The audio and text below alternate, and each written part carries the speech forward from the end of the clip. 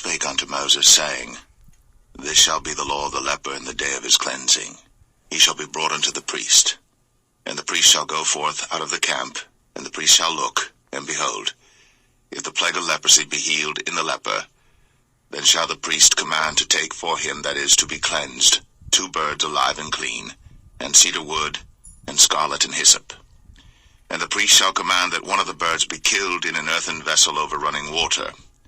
As for the living bird, he shall take it, and the cedar wood, and the scarlet, and the hyssop, and shall dip them and the living bird in the blood of the bird that was killed over the running water.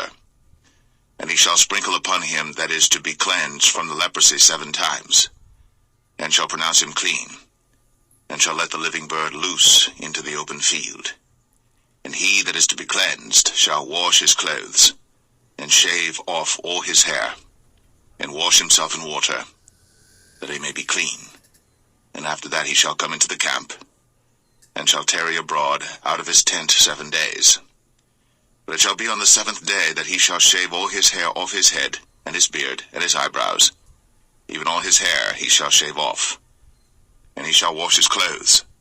Also he shall wash his flesh in water, and he shall be clean. And on the 8th day he shall take 2 he-lambs without blemish, and 1 ewe lamb of the first year without blemish, and 3/10 deals of fine flour for a meat offering, mingled with oil, and 1 log of oil.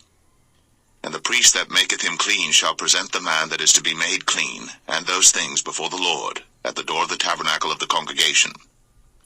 And the priest shall take 1 he-lamb, and offer him for a trespass offering, and the log of oil, and wave them for a wave offering before the Lord. And he shall slay the lamb in the place where he shall kill the sin offering and the burnt offering in the holy place. For as the sin offering is the priest's, so is the trespass offering. It is most holy.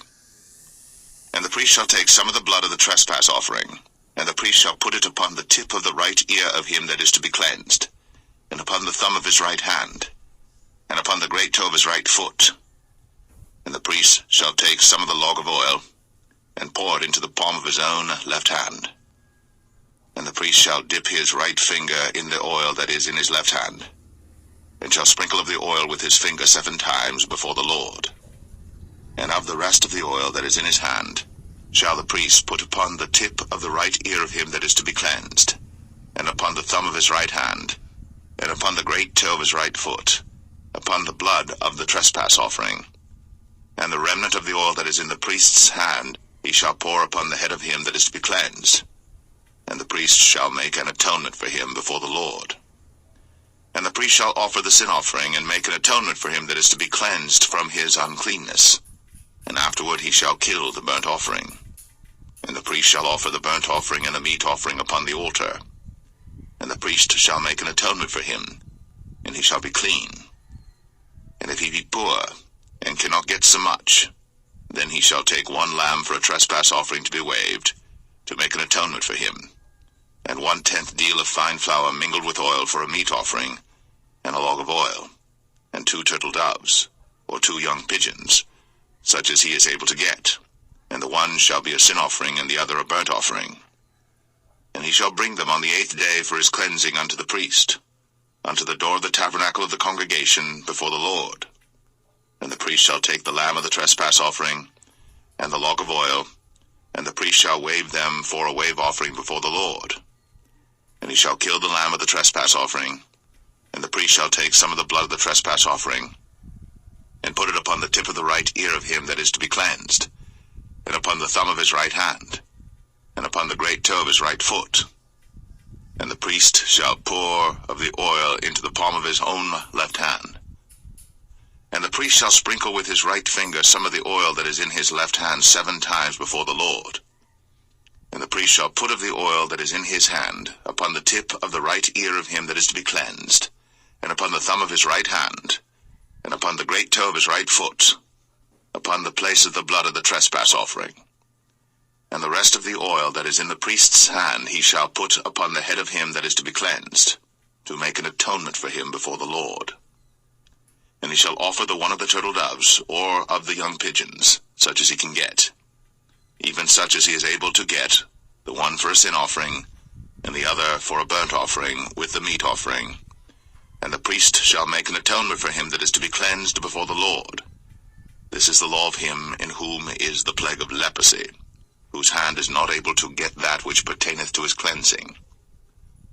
And the Lord spake unto Moses and unto Aaron, saying, When ye be come into the land of Canaan, which I give to you for a possession, and I put the plague of leprosy in a house of the land of your possession, and he that owneth the house shall come and tell the priest, saying, It seemeth to me there is as it were a plague in the house. Then the priest shall command that they empty the house before the priest go into it to see the plague, that all that is in the house be not made unclean. And afterward the priest shall go in to see the house. And he shall look on the plague, and behold, if the plague be in the walls of the house with hollow strakes, greenish or reddish, which in sight are lower than the wall, then the priest shall go out of the house to the door of the house, and shut up the house 7 days. And the priest shall come again the 7th day, and shall look, and behold, if the plague be spread in the walls of the house, then the priest shall command that they take away the stones in which the plague is, and they shall cast them into an unclean place without the city. And he shall cause the house to be scraped within round about, and they shall pour out the dust that they scrape off without the city into an unclean place. And they shall take other stones, and put them in the place of those stones. And he shall take other mortar, and shall plaster the house. And if the plague come again, and break out in the house, after that he hath taken away the stones, and after he hath scraped the house, and after it is plastered, then the priest shall come and look, and behold, if the plague be spread in the house, it is a fretting leprosy in the house, it is unclean. And he shall break down the house, the stones of it, and the timber thereof, and all the mortar of the house, and he shall carry them forth out of the city into an unclean place. Moreover, he that goeth into the house all the while that it is shut up shall be unclean until the even. And he that lieth in the house shall wash his clothes, and he that eateth in the house shall wash his clothes.